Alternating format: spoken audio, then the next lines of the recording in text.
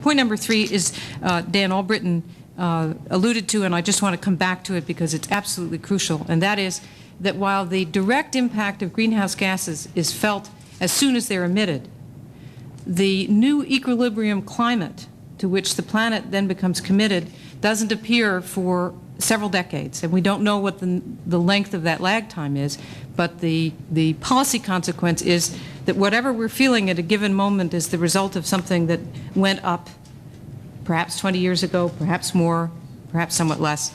We don't know, but we are always behind the curve in some years.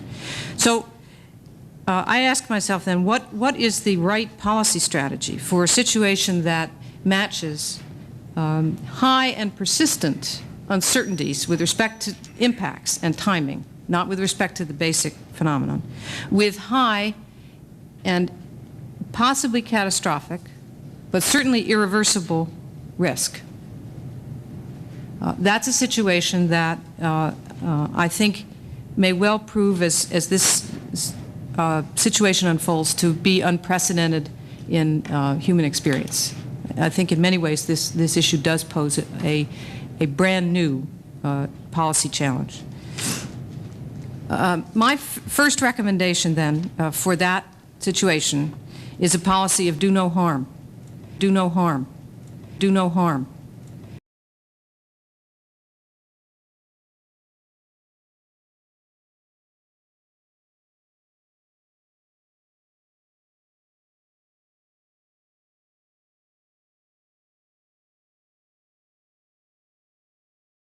I recently read that the world has crossed 1.5 degrees of warming above the pre-industrial level, the limit set in the Paris Agreement. Then I read that we crossed it several years ago. Then some climate scientists objected. Then I read that the average temperature in 2023 was 1.56 degrees above pre-industrial, but that this doesn't mean we have breached the 1.5 degree threshold. So now what? Have we or have we not breached the threshold of the Paris Agreement? That can't be so hard to answer. I've had a look. Last year in November, the climate scientist Jim Hansen called the Paris goal deader than a doornail and said that anybody who understands the physics knows that. So the climate on our remarkable home planet is characterized by delayed response and amplifying feedbacks. One perhaps should not get preoccupied about whether or not it has actually come, and listen carefully to the strength of the scientific statement that speaks of long lifetimes, time lags, and difficulty of getting out of the game. Yeah, I think that is a shortcoming of our scientific community to not make clear to the political leaders what the situation is. 1.5 is deader than a doornail, and anybody who understands the physics knows that. And when you look at the real potential, if you look at the energy story, you will understand that you are not, the rest of the world is not going to suddenly get off of fossil fuels. They're just too convenient. They raise standards of living. As I said a number of times, 1 gallon of gasoline contains more than 400 hours of labor by a healthy adult. And as I showed a graph on the carbon intensity of energy, we've reduced it from 0.8 to 0.7 in 50 years. It's not going to go to zero in a few decades.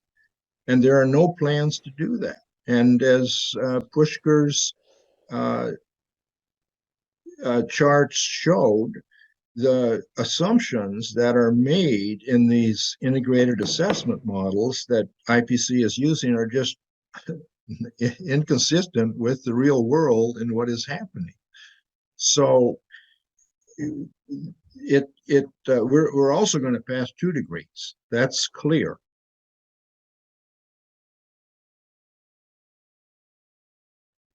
The mean temperature for the rest of this decade will be at least 1.5 degrees Celsius warming. And 2 degrees Celsius global warming will be reached within 20 years thereafter. Another climate scientist, Mann, said in response, "I've got 3 degrees in physics and I can tell you that Jim is wrong." In January, a Nature comment vaguely said that 1.5 degrees are approaching. In February, headlines declared we had crossed the 1.5 degree threshold. In case you still aren't sufficiently confused, here's how the climate scientist Mann recently tried to explain this. So here you could see the zero. That's not quite the true zero here because there's already been warming. But on this scale, 1.5 C is this where my cursor is. The black curve remains below 1.5 C.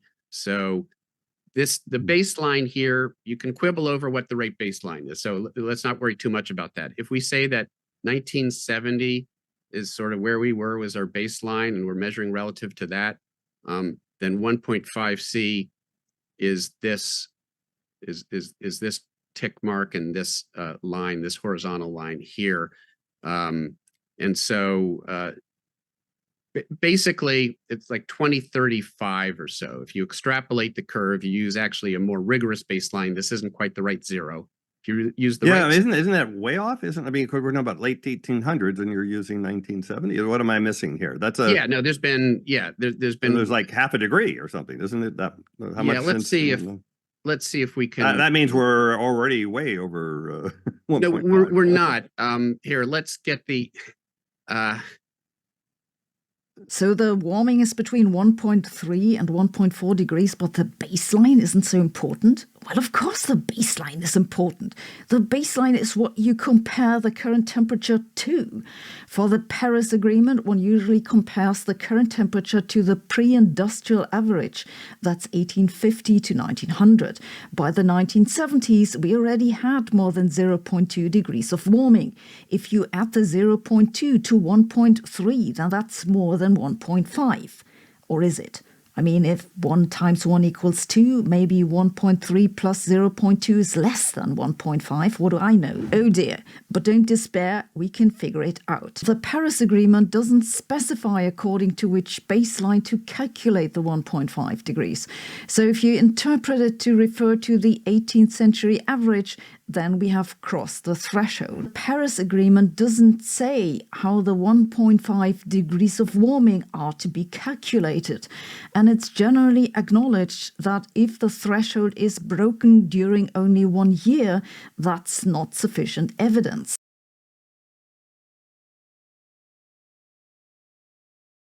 In a limited sense, I guess I misspoke in response to Chairman Walgren's question in that the most efficient scrubbers of carbon dioxide that we know of are trees. We signed a treaty, or we created a protocol in Montreal the end of last year on chlorofluorocarbons, requiring us to cut them in half by the year, what? 2000. Within months of that announcement, the DuPont Chemical Company said that's not enough. We've got to eliminate chlorofluorocarbons. We can't wait until the year 2000 and just cut them in half by then. We have to stop them now. Now we have a witness this morning who's telling us, what the hell's this guy's name? Yeah, Dr. John Appleby of the Texas A&M. He's telling us we've got to stop burning fossil fuels worldwide. It will be necessary to halt the direct burning of fossil fuels on a worldwide basis, allowing no further carbon dioxide to be released. You scientists have given us the word. You've sent us the signal. You've given us the intellectual underpinnings for action. And then the failure of us, the so-called the leaders, the political leaders, the decision makers, in comparison to the remarkable consensus that the scientists have produced, to me is very depressing. Gentleman's time has expired.